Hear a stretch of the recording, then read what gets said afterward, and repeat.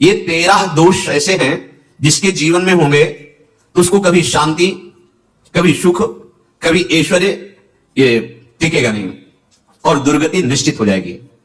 बहुत ध्यान से सुने। एक श्लोक में 6 दोष और दूसरे श्लोक में 7 दोष। उपासक को कभी इन दोषों को अपने अंदर टिकने नहीं देना चाहिए। और जो संसार के मार्ग में चल रहे अगर इन दोषों में चलेंगे तो वो जो आपके पुण्य कर्मों से ऐश्वर्य है भी वो नष्ट हो जाएगा। आप दुख, चिंता, शोक से ग्रसित होकर बड़ा दुख में जीवन व्यतीत करेंगे और आपकी गति बिगड़ जाएगी, दुर्गति हो जाएगी। ये 13 लिख लो दिमाग में, डायरी में, क्योंकि ये नोट हो रहा है, आवाज डाली जाएगी, आप बार बार सुन, इनसे बचिए। अपनी बड़ाई, अपनी प्रशंसा कभी अपने मुख से नहीं करना, नहीं तो आपके पुण्य नष्ट हो जाएंगे, बुद्धि भ्रष्ट माने गिर जाएगी। अगर परमार्थ में चल रहे तो भी, और व्यवहार में तो पुण्य नष्ट हो ही जाएंगे, बुद्धि गिरी हुई तभी ऐसी बात होती है। और यह दोष बहुतायत है, ये बहुत प्रभावशाली है। अपनी बड़ाई मारना, इसको देख लो, पकड़ो, सत्संग है। अपने मुख से कभी अपनी बड़ाई ना करना। अगर कोई अपने मुख से अपनी बड़ाई करता है तो उसके सुकृत नष्ट हो जाते हैं, बुद्धि भ्रष्ट माने गिर जाती है, पतित हो जाती है, फिर निर्णय ठीक नहीं। अगर हमारा सारथी, हमारा ड्राइवर मूड हो तो कहीं भी हमको गिरा देगा, तो वो बुद्धि भ्रष्ट मतलब गिर जाती है, निर्णय करने लायक नहीं रहती। अपनी प्रशंसा अपने मुख से करना। दूसरा, लोलुपता, ये वृत्ति नहीं होनी चाहिए। धर्म से चलेंगे, धर्म के द्वारा जो हमें प्राप्त होगा उसी से हम अपना भरण पोषण करेंगे। आपके बच्चे स्वस्थ होंगे, बुद्धिमान होंगे, परिवार में बहुत सुख और शांति होगी। भले दीपक की तरह जलो, बहुत काल तक रहेगी। लक्ष्मी जी भी आपके घर में बहुत काल, हम ये नहीं कहते कि बहुत नहीं, जितनी है बहुत सुख शांति से चलोगे। अगर लोलुपता करोगे, हिंसा, छल कपट, व्यभिचार, चोरी, ऐसे धन आ जाए, वो आएगा, लेकिन वो हाइलोजन की तरह आएगा, एकदम प्रकाश और फ्यूज, बिल्कुल अंधकार करके जाएगा। देख लेना, तुम्हारे जो सुख के हेतु है, तुम्हारा शरीर, तुम्हारे बच्चे, तुम्हारी पत्नी, तुम्हारा परिवार, उसको देख के तुम रात दिन जलोगे बिना आग के। ऐसे उनके आचरण होंगे, ऐसे उनके अंग होंगे, ऐसे उनके दिमाग होंगे, ऐसा उनका व्यवहार होगा। ये लोलुपता अगर उपासक में या किसी में है तो उसको नष्ट कर देती है, सावधान। तीसरा, यदि आपका अपमान होता है तो आपको उसे सहन करना होगा, उससे आपके पाप नष्ट हो जाएंगे। जो तनिक सा भी अपमान होने पर बहुत क्रोध करके दूसरे का अपकार करने लगता है, ये आपका पतन करा देगा, ये आपको फंसा देगा, हृदय जलेगा, अर्थव्यवस्था नष्ट होगी, पूरा परिवार दुखी होगा। जरा सा अपमान की संभावना में आप किसी से भी भिड़ गए, किसी से भी, वो ये प्रवृत्ति आपका पतन कर देगी। अगर आप सह गए तो आपका सहना उसके लिए आग बन जाएगा। उमा क्षमा सापा उठे भारी, तुम्हें दंड देने की जरूरत नहीं, उसका एक कर्म ही उसे दंड दे देगा। आप शांत हो जाइए, आप सत्संगी हैं, आप शांत रहिए। चौथा, निरंतर क्रोध और उसका चिंतन। बैठे बैठे बस द्वेषियों का चिंतन ही हो रहा है, अंदर क्रोध का चिंतन और द्वेषियों का चिंतन ही हो रहा है। द्वेष भरी बातें, द्वेष भरी क्रियाएं, उन्हीं का चिंतन करके जलते रहना क्रोध से।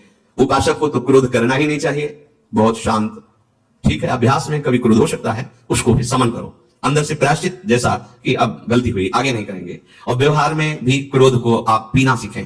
अगर बार बार आपका क्रोध प्रकट होता ही रहेगा, आपका स्वभाव बिगड़ जाएगा, आपके पुण्य नष्ट हो जाएंगे, आपका जीवन नष्ट हो जाएगा। देने वाला उतना दे देगा आपको आनंदित, पैसा खर्चा सब, पूरे जीवन का विध्वंस मचा दिया क्रोध ने। कहीं भी आप देखो, किसी से क्रोध करके देखो, फिर देखो तुम्हारा भजन चल रहा है, तुम्हारी वो आनंद वृत्ति है, नहीं जलोगे, और वो जलन और गुस्सा दिलाएगी, और वो बैठे बैठे चलो नहीं। ये क्रोध जो है, ये चाहे व्यवहार में हो चाहे परमार्थ में, दोनों की हानि करने वाला है। और आश्रित जनों की रक्षा न करना। अगर कोई भाग कर आपके पास आ गया है, कोई पशु पक्षी या कोई मनुष्य, आपको चाहिए कि चाहे हमारे पहले प्राण जाए, उसकी रक्षा करेंगे। सीवी जैसे तो कोई बिरले ही होते हैं, पर इतना जरूर ध्यान दें, जैसे कोई पशु पक्षी किसी भय से आपकी सीमा के अंतर्गत आ गया है, अब उसकी रक्षा करनी है आपको। अगर आप स्वयं मार देते हैं या मरवा देते हैं, ये आपके सुकृत नष्ट कर देगा, ये आपकी दुर्गति का कारण बन जाएगा। और जो पाप कर्म उत्साहित होकर करते हैं, उपासक को तो बहुत सावधान रहना चाहिए, पर व्यवहार में भी जो नहीं करना चाहिए। अगर वो पाप कर्म आपके द्वारा मन में प्रेरित हो रहे हैं, संकल्प बन रहा है, क्रियाएं हो रही है, दुर्गति पक्की, पुण्य नष्ट हो जाएंगे, दुख अशांति बढ़ती चली जाएगी, कभी शांति नहीं प्राप्त कर पाएंगे। ऐसा नहीं कि जो मन में आवे सो करे। पापाचरण निडर और उत्साहित होकर करना, अगर ऐसे लक्षण है, निश्चित दुर्गति होती है। ये 6, अपनी बहुत बड़ाई करने वाला अपने मुख से, लोलुपता, तनिक से अपमान में सहन ना करने वाला, निरंतर क्रोधी और आश्रित जनों की रक्षा न करने वाला, और निडर हर्षित होकर पाप कर्म करने वाला। दूसरे श्लोक में 7 है, 6 7। 1, संभोग का ही चिंतन करना, संभोग में ही मन लगाना, संभोग दूसरी स्त्रियों के साथ करने की भावना रखना, ये नष्ट हो जाता है। ठीक है, धर्मयुक्त काम भगवान ने आदेश किया है। आपका पाणी ग्रहण संस्कार हो गया है, संतान उत्पत्ति की भावना से कुछ पवित्र तिथियों का त्याग करते हुए चर्चा में हुई है। एक नियम है, एक आदेश है शास्त्र का। आप बहुत काम प्रवृत्ति वाले हैं तो प्रत्येक मास में जब माता बहनें पवित्र हो जाती मासिक धर्म से, तो जिनका पाणी ग्रहण आपने किया, जो पत्नी स्वरूप है, वो ठीक है। वहां भी बार बार के लिए व्यभिचार प्रवृत्ति के लिए शास्त्र आदेश नहीं करता, संयम पूर्वक, और उसका चिंतन नहीं करना। पाणी ग्रहण संस्कार है, घर में विराजमान है, एक संयम एक नियम के अनुसार उसका चिंतन तो फिर भ्रष्ट कर देगा। चिंतन प्रभु का करना है, चिंतन प्रभु की सेवा जो आपके कर्तव्य, इसके चिंतन से बचो। घातक है, बहुत बड़ा जहर है। अगर विषय चिंतन होने लगा तो मरोगे, जिंदा जलोगे, दुर्गति भी होगी। ये अंदर की जो आग है ना, कामाग्नि, ये इतनी बढ़ती चली जाएगी, हमारे होश खराब हो जाएंगे कि मुझे क्या करना चाहिए क्या नहीं करना चाहिए। कुआ मदांधो मदना तुरुमा, अंधा हो जाएगा, नहीं दिखाई देगा अनुजा तनुजा क्या है कौन है, कुछ नहीं, भ्रष्ट बुद्धि।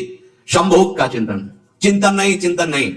धर्मयुक्त काम आदेश है शास्त्र में। यदि आप प्रवृत्ति मार्ग में हैं तो अपनी पत्नी को जो पाणी ग्रहण स्वीकार किया है, वहां भी पवित्र तिथियों का त्याग करते हैं। एकादशी है, रामनवमी है, नौ दुर्गा है, जन्माष्टमी है, राधाष्टमी, जो पवित्र तिथियों का त्याग करते हुए और ऐसे जो मर्यादाएं हैं उसके अनुसार, और कहीं पराई स्त्री के साथ संभोग की बात निश्चित दुर्गति पक्की है। ऐसे ही माताओं के लिए है, स्त्री शरीर के लिए है। यदि वैसी गलत चेष्टा तो पतिवंचक परपति रति करही, रो नरक कल्पसत करही।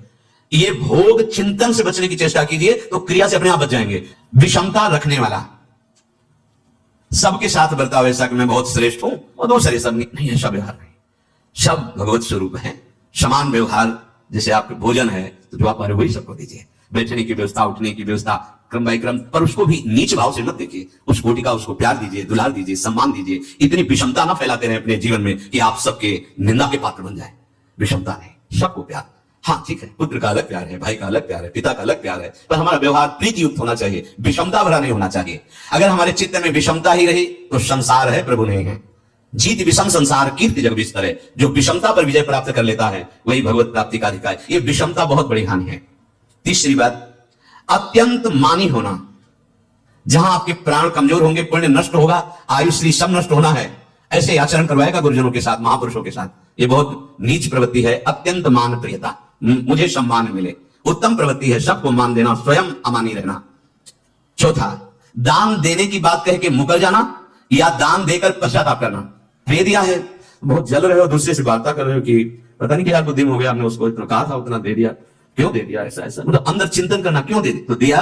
इसके बाद जो आपका जलन हो रही, पश्चाताप, सुकृत नष्ट हो रहे हैं। दान देकर पश्चाताप करना या दान देने की बात कह के मुकर जाना। जैसे आपने कह दिया आपको इतना इतना ऐसा, अब आप मुकर गए, ब्याज सहित तुम्हें देना होगा, ये तुम्हारी दुर्गति का कारण बन जाएगा। ऐसे ही नहीं बोलना चाहिए, बहुत होश से। वाणी एक अमूल है, जो कोई बोले जान, ये तराजू तौल के तब मुख बारान। पांचवा, अत्यंत कृपण होना। ना परिवार को सुखी कर पा रहा, ना अपने को सुखी कर पा रहा है। एक एक सिक्का बैंक में जो मर गया। धन की वास्तविक गति यही है कि अपने परिवार को उसकी अनुकूलता प्रदान करो, उसमें से कुछ हिस्सा किसी ऐसे को जिससे तुम्हें बदले में कुछ लेने की भावना ना हो। कोई साधु महात्मा, गाय, पशु, पक्षी, किसी भी जीव बीमार है, शरीरधारी, उसके जिससे कुछ कभी लेने की भावना ना हो, एहसान की भावना ना हो। शो धन धन्य प्रथम गति जाकी, धन्य हो गया उसका धन। अब वो कृपण का धन किसी काम में ना स्वसुख, ना परिवार के सुख, ना धर्म कार्यों में, व्यर्थ जीवन चला गया। उसी धन का चिंतन करना, उसी का संग्रह करना और उसी की रक्षा करते करते शरीर छोड़ देना। तलाव, धर्म, अर्थ, काम, मोक्ष। और जो बालक, स्त्री, पागल, असहाय, जो इनकी रक्षा न करके इनकी हानि करता है, दुर्गति निश्चित है। माना आपकी पत्नी है, उसका स्वभाव बिगड़ा हुआ है, क्रोधी है, कटु वचन बोल, लेकिन आपके ही प्रारब्ध के लिए, माना आपका पति ऐसा स्वभाव वाला, और आपके ही प्रारब्ध से तो सहयोग बना है। अगर अब इसका निर्वाह कर ले जाओ तो पवित्र हो जाओगे दोनों। और अगर झगड़ा और लड़ाई और मारपीट और कहीं हिंसादी के रूप में उतर गए तो फिर और करनी बिगड़ गई। बालक है, आप उसको ज्ञान नहीं कि आप पवित्र है, क्या पवित्र है, उसको ज्ञान नहीं कि आप उसके साथ व्यवहार अच्छा कर रहे हैं कि बुरा कर रहे हैं। रक्षा करनी है आपको, शोषण नहीं करना। कह रहे स्त्री, बालक और पागल, जिसे विक्षिप्त है, पागल है, आपको रक्षा करनी है। बन जाए तो उसको भोजन, ऐसा नहीं कि ईट मारो, उसको अपमानित करो, उसकी बुद्धि खराब है, प्रारब्ध खराब हो गई है। तो शास्त्र आज्ञा करता है, स्त्री, बालक, जैसे पागल, विक्षिप्त आदि हैं, असहाय है, असमर्थ है, बूढ़ा है, वो आप सेवा भी करो, दो गाली दे सकते हैं, उनकी बुद्धि बिगड़ गई, आपको उनको दंड नहीं देना, मारना नहीं है आपको। मान लो आपके बड़े बूढ़े बुजुर्ग जन हैं, आप सेवा भी कर रहे हो तो आपको कटु वचन बोल सकते हैं, आपकी निंदा कर सकते हैं, लेकिन आपको उनके साथ व्यवहार सद करना है। अगर आपने इन दोषों को स्वीकार किया तो निश्चित आपकी दुर्गति होगी, ना इस लोक में आपको शांति मिलेगी, ना परलोक में। इसलिए इन दोषों को बार बार सुन करके और हृदय में जांचो कि कहीं है तो नहीं। अगर है तो सत्संग, भजन बल, भगवत प्रार्थना के बल से इन दोषों का त्याग कर दो, जीवन मंगलमय हो जाएगा। से अगर अच्छी क्रियाओं को देख रहे हो कि प्रभु करा रहे, तो बुरी क्रियाओं का संकल्प भी नहीं उदय होगा। अहम गलित हो गया तो अहम में ही तो सारे विकार रहते हैं। हर समय प्रभु के सामने कृतज्ञ रहो।